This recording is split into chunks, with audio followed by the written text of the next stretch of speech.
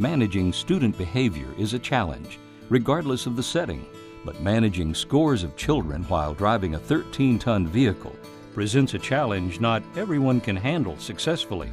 On top of that, there's a rising concern about school violence and the safety of our students and employees. There is hope and movement to turn around the staggering rise of youth violence. As educators, we refuse to feel hopeless, and it's not in our collective or personal nature to feel hopeless. As we learn more strategies in student discipline, we take yet another step in the process to detect and prevent school violence. On February 11, 1988, while working at a Florida high school as an assistant principal, Dr. Nancy Blackwelder, a fellow administrator and a teacher, fell victim to 2 gun-wielding students, which rocked the educational community. After her recovery, she recognized the need to evaluate school districts' training programs and use the knowledge gained through her experience to help other educators. Dr. Blackwelder is an articulate speaker with experience as a teacher and as an assistant principal at both the elementary and high school levels, an assistant director of transportation, and an administrator in the special needs student education department.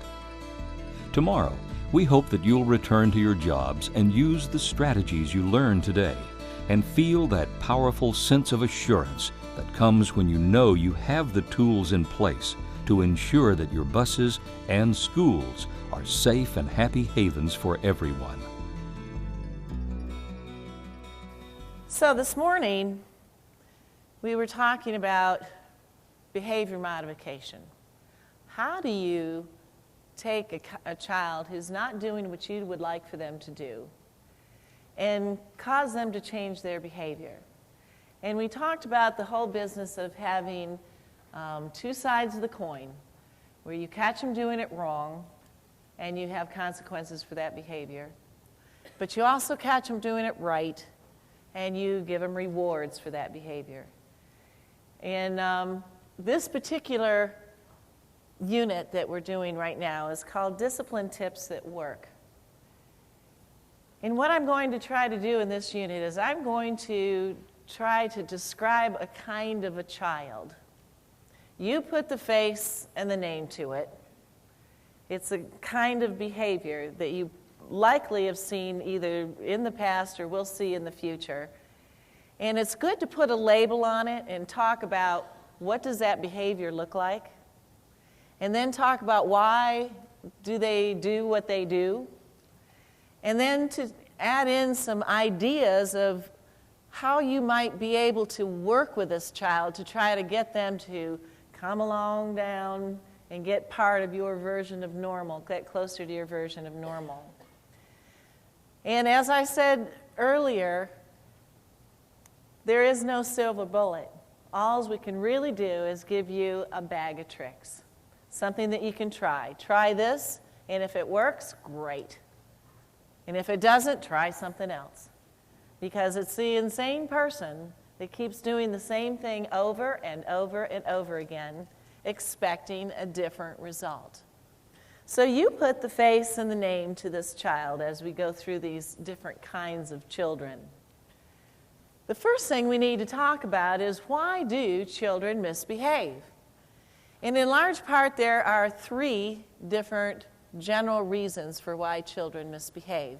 Number 1 is that they are seeking power and control over their environment. So they want to be in control. The second one is for attention. There are some kids who just need attention. And you know, I have some drivers that will tell me, well, you know, it's not fair. I should give everybody 1 inch of my attention. And that makes it even-handed and fair. But the problem with that concept is that not everybody needs 1 inch of your attention. There are some kids who are so comfortable in their skin, and they get a lot of strokes from other areas of their life, that they don't need that constant attention and intervention. And you have other children, for whatever reason, just need attention. And they could be in the same family.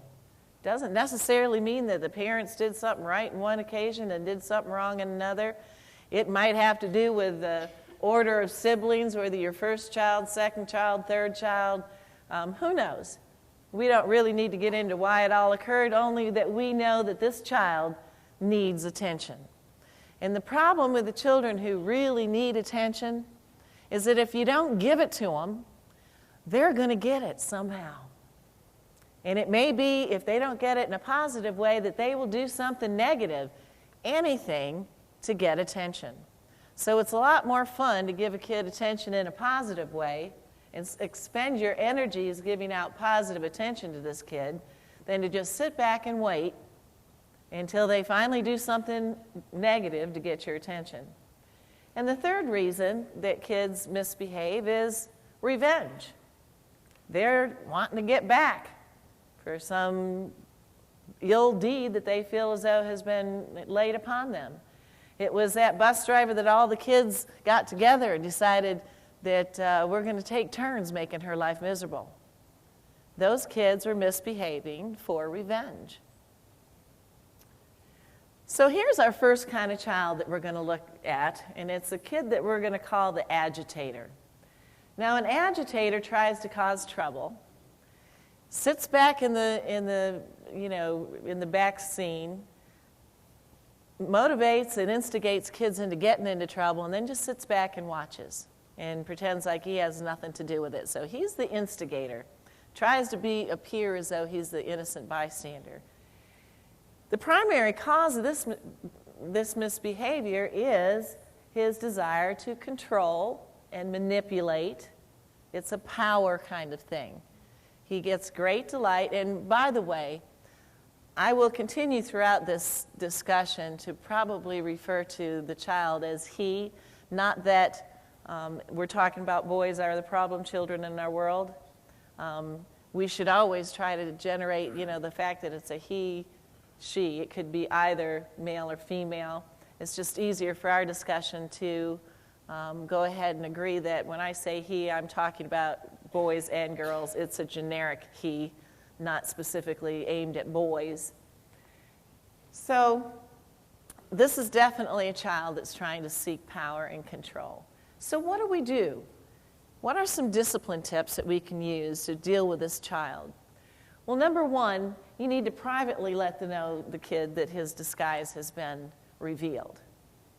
In fact, you're going to see a general thread through this whole thing as far as going one-on-one with kids in a discussion about their behavior as opposed to trying to do this kind of thing with an audience. Because kids with an audience will misbehave even worse than they will one-on-one. You can get kids who will be all about showing off for their friends, with the peer pressure and all that. But you get them one-on-one, and you can probably have a pretty reasonable discussion with them. When you confront this student, you want to use what questions, not why questions. Why questions can be perceived as judgmental. Well, why did you do it? You can get a really negative reaction from that. Well, because I'm an idiot, what do you think? Or, and you don't want to get into emotional responses. You want to get into fact-finding information. What was it you did? What caused you to do that? What questions, how questions, those are fact-seeking questions, and they're better to be used for working with this kid. Regardless of their response, fear is going to be their emotion. They got caught. They thought they were being all slick, and you caught them being the instigator. And so treat that kindly, because they will have a notion of fear in that, and set up a contract and make specific agreements about their behavior. That's the whole business. So here's the rule. Here's why we have the rule. Here are the consequences should I find that you are going to violate that rule. And set up specific ideas about what the consequences are going to be and how you're going to monitor it. This is a good kid to assign special duties to. Kid wants power and control, so give it to him. Only give it to him in a positive vein, so he doesn't have to do negative things in order to meet that satisfaction for power and control. So this is a child that you might ask to help put up the windows at the end of the run, to help you with evacuation drills, be the helper that runs out the back. When you're doing your counting kids for financial purposes, taking roll or whatever, this is a kind of thing that will really work well with these children. And set aside time to chat with that kid. You know, part of dealing with kids and getting it into a positive vein versus a negative vein so you can gather some rapport with them is to talk about things that don't have anything to do about their behavior. You know, some kids, if all you ever do is talk with them when they misbehave, then you become the mean bus driver. From their perspective, the only thing they hear from you is negative. But to actually sit down and have a conversation with that child about something that has nothing to do with your expectations about their behavior on the bus. You know, I had this one student, my last year teaching was my best year ever. I got back to the high school after being at the elementary school, and I had upperclassmen. Most of the kids that took the classes as upperclassmen really liked the class, and so they were interested in it. And of course, you know, I had mostly fellas in the class because it was the athletic kind, teaching PE, and they'd still get into it, you know. They'd get fired up, and somebody'd get in my face because I was a referee, and boy, it was great because the other boys would jump in and say, "Hey, man, don't do that to her. She doesn't deserve that." And I was like, yes, you know, no discipline problems really whatsoever. I'd gotten a handle on that whole business, so you can't make kids behave. You got to make them want to behave for you. But I had this one youngster in my 4th period class, and it was a freshman class. And this kid he didn't dress out, and he didn't just sit there and mind his own business. Sometime during the period, beginning, middle, end, he was going to do something that gets my attention to where I'd have to go over and speak to him. Now he's talking back to me. Now we're butting heads. And I went for about 2 months with this kid, and every day, you know, I kind of had all these other kids I had to mind too, and they were doing the right thing, and this kid wasn't dressing out, so he just kind of sat there, and I was just hoping every day that he would mind his own business and wouldn't bother me, but guess what? He didn't. And about 2 months into it, I was sitting in my planning period thinking, you know what? If I could just get past 4th period, the rest of the day would be a skate. And I thought, you know what? This kid is controlling my happiness. I should be controlling his happiness, right? And I thought, well, I have to do something to get this kid to like me, to do for me. And I thought, well, you know, maybe I could just have a conversation with him, just chat with him, and you know, because all I ever do is have to yell at him about what he's doing in class. So I decided one day this is what I was going to do, and I started at the locker room, and I walked past the tennis courts and past the basketball courts with this kid right beside me and the rest of the kids in tow, and up past the volleyball courts and track and field, and up onto the football practice field way back in the corner where we played softball. And I walked all that distance, and I could not come up with a single nice thing to say to this kid.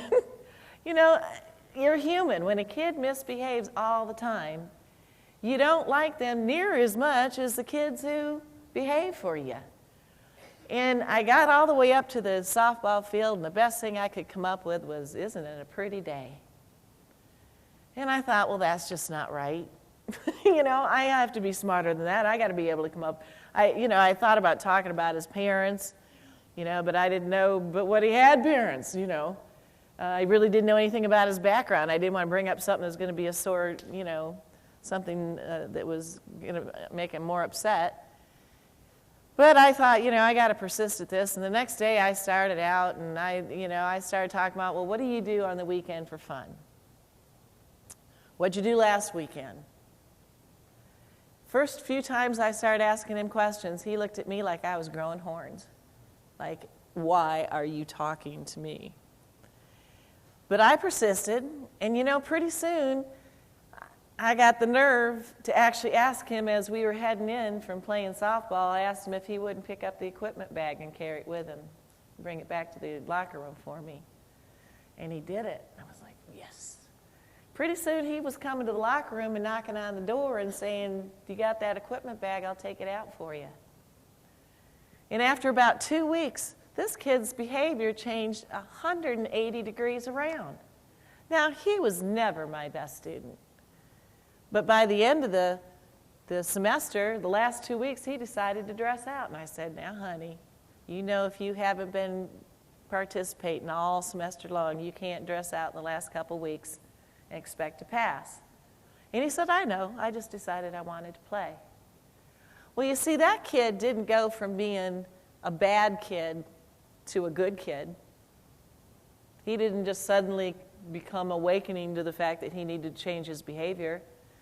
The way I treated him changed. I decided to do something different. You know, it's the insane person that keeps doing the same thing over and over and over again, expecting a different result. I changed how I approached him. And lo and behold, I struck on the note that did what I needed to do to get this kid to do for me. So set time aside to really listen to this kid. Have a talk with him. See what's going on in his world, or hers.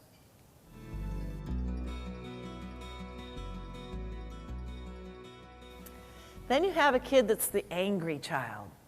Just seems to be mad all the time.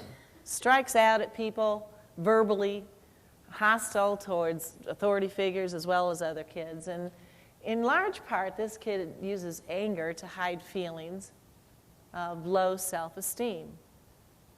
So how do we deal with this kid? Well, number one, we need to stay cool and never react personally. This kid is angry, and he's angry internally. He's not really angry at you. You are the boundary keeper.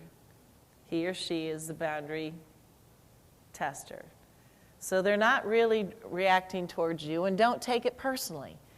And keep your cool, because if somebody's angry, then they are up here. They are screaming, they are mad, they are talking loud, talking fast, you know, all that kind of angry. And if you, at that point, when somebody's angry, if you try to say, well, I can be bigger and badder than you, I will yell louder than you, and you will somehow succumb to me because I am louder and faster and screechier than you are, then really what you do is just add fuel to the fire. In fact, most of these behaviors, you're going to see a trend here where however the student is acting, you're going to kind of do just the opposite. With an angry student, you don't want to act angry back, because then you are telling that person that in your version of normal, that getting angry and yelling and screaming and doing all in unacceptable behavior is okay. And another thing you can't do with a kid that's angry is you can't tell them not to be angry. Anger is a normal human emotion. People get angry. You can't punish them for getting angry. What you can do is you can expect that when they're angry, they have appropriate behavior. When you're angry, it's not appropriate to punch somebody in the nose. When you're angry, it is appropriate to come to me and try to get me to help intercede with the problem, or to count to 10, or all the other kind of interventions we do when a kid is angry. So don't threaten them. Don't try to say, I'm bigger and badder than you, and you are going to do what I ask right here, right now, because that kid is already off in a place where he's not altogether rational, and you cannot rationalize with an irrational person. They have to calm down before you can. Look them in the eye, listen, wait. In fact, you might get to the point where you just say, you listen and heard them out and say, you know, are you done? Can I take a turn now? Will you listen to me now? Tell them that you're sorry that they're angry and ask if there's something you can do to help. What is that going to hurt? If the kid says no, fine. If the kid says no, and he may just be endeared to you because you even asked the question, because you act like you cared that he was angry. Speak slowly and quietly and help them calm down. There's something called paraverbal behavior. That's a body language. 85 to 90% of what you communicate is nonverbal. 85 to 90% of what you communicate is nonverbal. Part of that is called paraverbal behavior. Paraverbal is the volume of your voice, the cadence, how quickly you speak, and the tone, whether you're screechy or low. And when somebody is angry and they're shouting, their tone is high, their volume is high, and their cadence is fast. So in order to contradict that, to get them under control and to keep yourself under control too, because you're human, somebody is all angry in front of you and it's a threatening situation, isn't it? You may feel threatened yourself. So in order to keep yourself under control and try to help the student get back in control too, is to make sure that you keep a low tone, a low volume, and a slow cadence when you're talking to them. And tell the student in specific terms the kinds of things he needs to do, he or she needs to do to have acceptable behavior. The next time that kid jabs you with a pencil, this is what you need to do. This is what you don't need to do. You do this, you're going to get into trouble. You do that, and chances are the other person's going to get into trouble, not you. And never try to rationalize with an irrational kid. By definition, irrational, lacks rationality. You got to wait until they settle down before you can talk to them. Then you have the attention demander. Usually loud, responds negatively to authority, tries to force their way on peer groups, frequently late, and often tries to be a nonconformist in order to gain attention. Obviously, they're trying to get anything they can to make certain that you know that they exist. The kid that's frequently late, he's got your attention, doesn't he? That child that's the last one to drag up to the bus stop every day. He or she's got everybody's attention. Everybody on the bus is waiting on them. It's a ploy to get attention. So how do we deal with these children's need for attention so that they will do things appropriately instead of inappropriately to get attention? Well, we need to bolster their confidence at any point that we can, because in large part these kids don't have a good self-confidence.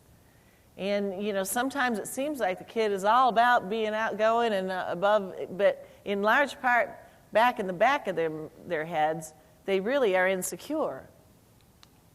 And they're overcompensating. Creative visibility or leadership role. Here's another place where this kid would be a good kid to give a leadership role. Give them the positive attention so that they don't try to get attention by doing negative things. If you ignore this kid, he is going to do something to get your attention. If he sticks his head out the window, he's got your attention, doesn't he? So why not try to come up, spend your energies on doing something positive so that you don't have to spend all your time doing, disciplining this child for negative behaviors. Be kind and polite and firm at all times. And model the behavior you want. You can't possibly model attention-getting behavior and expect them not to jump in there and say, obviously that's okay, because if you do it, I can do it. Don't ignore the student or they end up using misbehavior to get attention. So the next child we're talking about is the authority pusher. They dislike rules. They see no reason for the stupid rules to apply to them. And in large part, that's a power and control. That's the reason this child exhibits this behavior. And many times, kids who want that power and control, it's because at some point they've been pushed around and felt as though they didn't have power and control. So they're looking for avenues where they can exert power and control and feel good about themselves again. You find a lot of times that some parents are real bullies. I mean, really bully their kids around. And a kid must feel terrible, out of control in those situations. And so they do things that overcompensate to seek control. Now, there's this technique called a caution warning technique. It's something that you might put in your bag of tricks and try with these kids. And some of these techniques work with other types of kids as well. But it's pretty much saying, well, I know you were angry, or you wouldn't have done that, but let's not do that anymore. And it's kind of a technique to let the kid know that what he's doing is inappropriate, but also kind of letting him off the hook too. I'm not gonna put you in a corner here. I'm gonna kind of let you off the hook from square one. I know you wouldn't have done that if it wasn't that you were angry, but let's keep it down. Let's not do that again. And it's just one of those kind of techniques that you might try with kids and see if it works. And don't provide an audience while hearing this kid out. In most cases, you're going to try to go one-on-one with kids. And I have some drivers that'll say, well, going one-on-one with a student, aren't I going to get in trouble if I have this kid off by himself doing a one-on-one? And I'm not talking about like trapping him in the back of the bus when everybody else is left and there's nobody else around. We're talking about, as the kids are getting off the bus, you say, Johnny, would you hold up just a minute? I want to talk with you. Have a seat on the front seat here. And as the rest of the kids march off, you could step on off the stairs. And usually you're in a bus circle or something. Then there's other kids walking by from other buses. But you're having a one-on-one with this student and not standing in the middle of the bus in front of everybody else trying to discuss their behavior. Don't feel compelled to give immediate answers. Sometimes you need to have the student themselves come up with some of the answers. We can't always provide all the answers for them. Sometimes we have to ask the question, what do you think you should do to keep from getting into trouble? Tell them yes or no and why, and do that in a respectful way, and never make them look foolish. This is the authority pusher. That's the one who he or she needs to know why. Why do you expect I'm supposed to do this? Why does that apply to me? Because at some point they just don't feel it does. And if the student gets the driver to lose control, then they've won that situation, have they not? Because now they're in control. If you're out of control, they're in control. And this is another place where you're going to remind the kid, here's the role. Here's why we have the rule. Here are the consequences if you decide that you're not going to abide by the rule.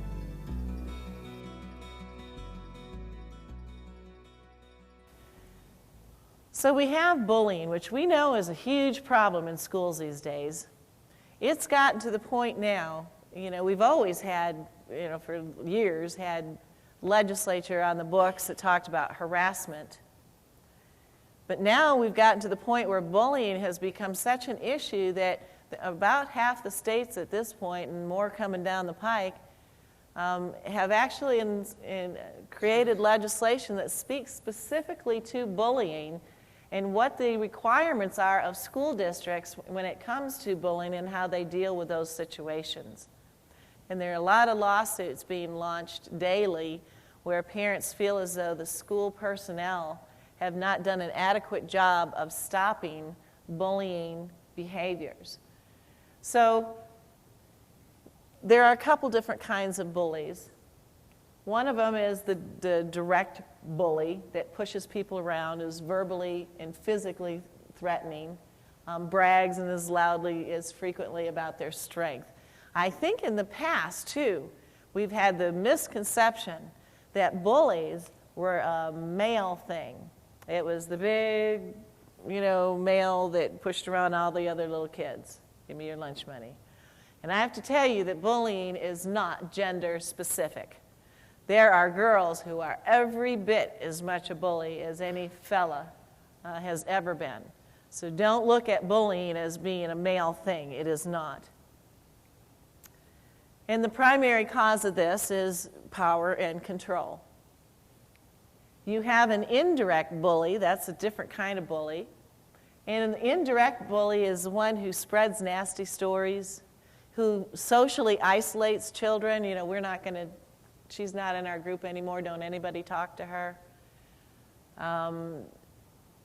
Excludes from groups, makes faces, makes obscene gestures, loser, those kinds of things.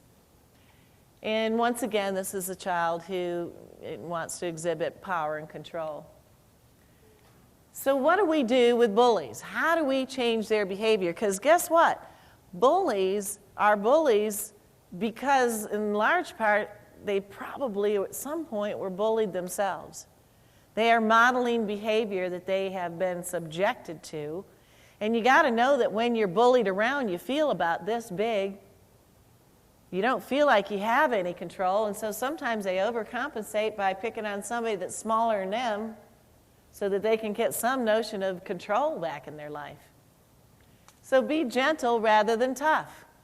If you're trying to teach this child that bullying is not appropriate, you're not going to teach that lesson by bullying them. You're going to exhibit behaviors that shows that compassion and empathy are strong behaviors. That it takes a strong person to walk away from a fight as opposed to, a strong person that picks a fight and wins it. Openly address their problem of insecurity. Because although a bully looks like they're all full of themselves, in large part, they really are insecure. Give him or her some responsibilities in order to rechannel their energies. So this kid wants power and control. Let's give him some power. Let's give him some responsibilities. Make him feel as though you trust him to do certain chores. Help me do this, would you please? Praise appropriate behavior, calling them strong behaviors. So if we find them doing something that isn't a bullying behavior, somebody drops something and they pick it up and help them with it or whatever, then you're going to want to make certain that you point that out. That was really nice of you to help them. It's a strong person that has compassion for somebody else. And let them know that their bullying behaviors won't be tolerated. Not on your bus. You want to do it somewhere else, fine, but in this environment, I'm not going to put up with it. Here's the rule, here's why the rule is, and here's the consequences if you violate that rule. You have another kid that we'll call a complainer. They just constantly complain. They're coming up, they've got something to complain about every day. They whine and cry. They act like they have some kind of persecution complex. And they actually use, complaining as a form of rationalization. The primary cause in this behavior is that they have very low self-esteem and self-worth. And they see everybody else to blame for their bad behaviors or where they get themselves into but themselves. They don't take responsibility for their own behavior. One of those things we were trying to teach, respect, responsibility, and safety. So what do we do with these kids? Well, you're going to deal with these kids privately, as you will most of these behaviors. You have to sort through their complaints, and they may have some legitimate complaints that you need to address. And don't do anything that makes them feel as though their problem is insignificant or who cares kind of thing, because that'll only cause them to complain more. Now they'll be complaining about you as well as everything else. Allow the student to say what's on their mind and use personal pronouns when you're talking with them. I think that's a good idea, or I'm not so sure that you've read that whole scenario properly. Then you got the kids that are the defiers. They will openly challenge adults, talk back, dare punishment. Oh, I don't care if you write me up. What do I care? Come on, write me a referral. Usually appears unaffected by what adults say and may even laugh at it. And this student wants to be disliked. Failure has made them give up at trying to get attention in an acceptable way. So what do we do with the defier? Well, regardless of the situation, you never get into yes, you will. This is a kid that probably has been raised with that whole notion of when push comes to shove, I win. That's the way it's been for him this whole life, and you get into a push and shove with that kid, and you're not going to end up coming out a winner. Sometimes silence is the best response. When they defy you, to not say anything. And don't take defiance personally. It's defiance against you, the boundary keeper, not you, the person. You are the outlet, not the cause for the defiance. And give students some responsibility. Here's another kid, that give them something to do on a bus, or her, so she feels like she has some importance. There's a technique called a delayed reaction that you might want to try with these kids and some other kinds of kids as well. A delayed reaction is where you just don't say anything for a moment. You don't just immediately respond. Because most everybody, when they're defied or when you're argued with, they expect you to defend yourself. They're expecting to have something come right back right away. So sometimes just to sit back and not say anything and just sit there for a minute. And or say something like, I don't think I heard you right. Or let's not talk about it here. Let's visit later when you can tell me everything that's on your mind. So a delayed reaction sometimes might be a tool to have in your bag of tools to work with a kid. Then you have the kid that's disrespectful. That's the pointed look, the sigh, the roll in the eyes in the back of the head. Just lacks common courtesy, showing clear disdain for you. In large part, this kid probably has been mistreated himself or herself, and therefore mistreats other people. So with this kid, we can act in a positive way rather than a negative way. Don't try to fight fire with fire. You might try responding with what's wrong. Is there something I've done to make you upset? What can I do to help? Many times it's not anything to do with the behavior on the bus that's their problem. It may have something to do with what they're dealing with at home, what they're dealing with other friends, outside of school, that is causing them to be frustrated, and they take it out on the nearest target that they can find. Keep the responsibility on the kid. Retaliating against a child only lets them off the hook. And remove the audience when dealing with it privately. And also, if the remark is unwarranted, you can just say so. I don't believe I deserve that. What did I do to make, to deserve that kind of treatment? Tell me what's really bothering you. You have a kid that's like the disruptor. He's doing things like dropping books, laughing, sighing, making strange noises, silly, foolish answers to remarks and what's going on. And this kid is obviously a kid who is trying to get attention. So what do we do with a disruptor? Well, feelings of inadequacy lead to overreaction. Feelings of anger lead to bullying behaviors. Feelings of conceit lead to showing off behaviors. And listen openly and communicate is the best way to begin with this kid. There's another technique that I would suggest is something that you might use in your bag of tricks. It's called a citizenship technique. It pretty much says, if you don't agree with the rule, instead of defying it, why don't you work towards changing it? A good citizen will not defy laws, they will try to change laws. If you have a problem because they won't let you wear iPods on the school bus, then defying it every day only gets you in trouble every day. Why don't you work at trying to change that rule? Get on the student council, get them to contact the discipline people for the district. Put your energies towards something positive as opposed to just getting yourself in trouble every day.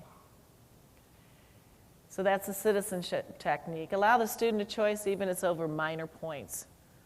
So that's a good place to be. Even if it's obvious he needs to sit over there and sit over there, say, you know what, here, you have a choice. Which one you want to do? Take your choice. You have an exploder. Now, exploders lose control over seemingly nothing. They seem to be fine, and then all of a sudden, bloom. And in large part, exploders have feelings of inadequacies, and that causes them to become exploders. In large part, many of these children are very used to failing. They are getting yelled at all the time for their behaviors. They're getting yelled at home because they're not doing what they're supposed to at home. They're getting yelled at by their teachers. They're getting in trouble a lot for their behaviors. So they're used to all the negative coming at them. And these are the kids that really, that positive reinforcement stuff, it works so well for them. They are so used to failing that you set them up for success, and then you give them a stroke after they do something that's good, and they really are drawn to that because they're so used to failure. And you can't, a lot of kids that don't do well in school, it's because school is not a fun place for them. And you can picture why. Everything they do in school is graded, isn't it? Well, if you're an A-B student, then school is a happy place. I'm at the top of the heap on all this stuff. This is fun. If you're the C, D, F student, then it's not so much. It's not so much fun, is it? Because every day, those other people are getting A's and B's, and I'm getting C's and D's. And I feel a little less adequate than them every day. That's why I think it's so important that schools really look at all the different kinds of activities kids can do, that they have athletic sports and things that kids can participate, that they have the performing arts and the visual arts and all those other kinds of alternatives for kids, because you know what? I may not be the brightest kid in this class when it comes to book work, but I may be the star on that stage for the drama class, or I may be that star out on the football field when we're playing football. So that gives me some reason to really like coming to school. And the more we can get kids to like coming to school, the better their behavior is going to be. And the more of an angle we have as far as discipline. You want to play football? Well, then we need to make certain our behavior is appropriate. You want to be in that play for drama? Well, if you do this, this, and this, you're going to jeopardize your ability to do that. So you have some leverage, plus it becomes a fun place for the kid. Always give an exploder room. If you know a kid has a tendency to go off, make certain that you give them room and you don't crowd their space. People have a area around them that they just assume that you stay outside of. You feel more comfortable, unless it's an intimate, relationship. But if it's anything other than intimate, happy, when somebody comes up and speaks to you, there's a distance that you feel comfortable in. That if they are just this far away, I'm good. If they get in too close, I just wish they'd back up one step. And you'll find that even by cultures, different cultures have a difference in general. If you're going to do generalities, obviously there's no one person in a culture that defines everybody else. But in general, they've determined that Northern European, white Americans, Asian cultures have a tendency to have a much larger personal space. They just as soon you stay back just a little bit. Where you have Southern European, Latino cultures, some African American cultures, that they just feel comfortable. They aren't threatened by somebody being a little bit closer. In fact, they may even get to the point where they touch you when they talk to you. And in their culture, it may be showing a sign of respect that you're paying attention, that you're active listening, that you touch them. So different cultures can come off with different personal spaces. Well, you have, me being a white North American, and you have somebody else from another culture that feels like they stand closer and they want to touch me. I'm sitting there going, not only is she in my space, but she's touching me. And so you can see that can cause some anxiety. When you have an exploder, you don't want to do anything to increase their anxiety. You want to stay well away. So not only do you have a reaction time for a defensive move should they be, should they go off, But you're also not doing that body language thing, which is getting in their space and causing them to feel more anxious than they already do. You can't reason with them until they've come out of that high C and gotten into some kind of emotional state down here. You can't rationalize with an irrational person. It's best to tell them to go sit down, sit up there. When you calm down, we'll talk about this. And relate that you understand the anger, but not their expression. In other words, it's okay to be angry. It's not okay to punch somebody when you're angry. Here are the appropriate things that you should do. And problem solve after they've calmed down. You have kids that are the fighters. Do you have kids that are just, they seem to get in fights all the time? And in large part, that's not only a power and control thing, but it's also an attention getter for that child. He sees that the strongest is having the most power. Well, with the fighters, you got to make sure the students know that the fighting simply won't be allowed. You want to fight back in the neighborhood, feel free, but not on my bus. There will not be fighting occurring here. And talk about various alternatives to avoid fighting. You know, my own son, he's, a college wrestler, big old dude, 6'2", 245. He can crush you. He can choke you until you can't breathe anymore. And I felt a real serious need to make certain that he didn't ever use his size or his abilities in a fighting situation. And one of the things that we can talk to our students about is what are the consequences of fighting. I've been involved in 2 situations where kids died. One punch. It was a one-punch wonder. Kid hit him one time, kid went down, dead. Now what are you going to do? Now you're going to jail. You thought it was just fighting. You see fighting on TV, right? And that's part of what the indoctrination is.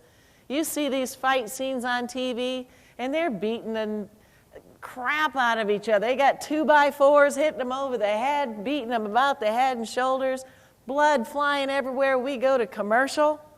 We come back, they're still fighting. And kids get that misconception that that's how a fight goes. And they don't realize one punch can kill somebody.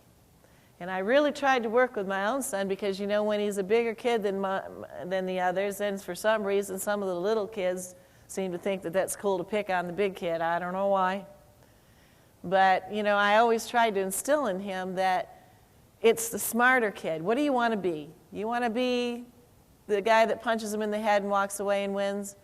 Or would it be cooler to be the smart kid that can talk his way out of it and can walk away without anybody getting hurt and any threat of getting into trouble or any threat of killing somebody? So these are the kinds of things that we can talk with our students about if you have a kid that's a fighter. And when they're getting ready to fight, you need to speak up and say something like, "Why don't you quit now? Before you get in trouble." You're reminding them of the consequences. And acknowledge any positive modification of their behavior. If they get into it where a kid's trying to square off with them and they don't fight, that's when we need to jump in with all that positive reinforcement of talking with them and saying, "See there? You can do it." And don't assume that kid starts everything. There's the agitator that would just as soon see if they couldn't get a fight going, and it could be that it's not his or her fault at all that they're getting into a fight. And talk with the fighters privately and take away their audience. Now you have the kids that are the foul mouth, and they seem to get great joy out of being risk-taking and bigger and badder than everybody. They dare use foul language. It's a shock kind of affair. And of course, this child does this as a form of being tough, and it's a form of control. Watch me, and it's a form of attention as well. Now, the one thing about kids that in many instances, you'll find that in their home, they listen to this language all the time. I've listened to adults in front of their children who every other word is the F-bomb. They're using it as an adjective, an adverb, a noun, a pronoun. And, they don't seem to be able to get through any sentence without having, a curse word at least 3 or 4 times in the sentence. So you got to know that it's hard for this kid to make that distinction and not slip up, because he's used to using it at home, and even the parents giggle and say, "Isn't that cute?" when the little ones come off with, a foul word. So the problem is that we got to teach this child that you can do that at home. It's acceptable as home behavior. But when you're here, you can't do it. You need to come up with some alternatives. If they feel inferior, the foul language is a protective wall. Sometimes it's a defense mechanism. And don't respond with anger, but rather with, what can I do to help? And it isn't appropriate to just pretend that you don't hear it. You want to make certain that you say, "I don't like the foul language on my bus." But it doesn't necessarily mean that you're going to jump on the whole discipline thing and, "By George, I hear it come out of your mouth one more time, and I'm going to write you up and send you to the principal." Many times it's just that reminder. "I don't care to hear that. You need to show some respect for me.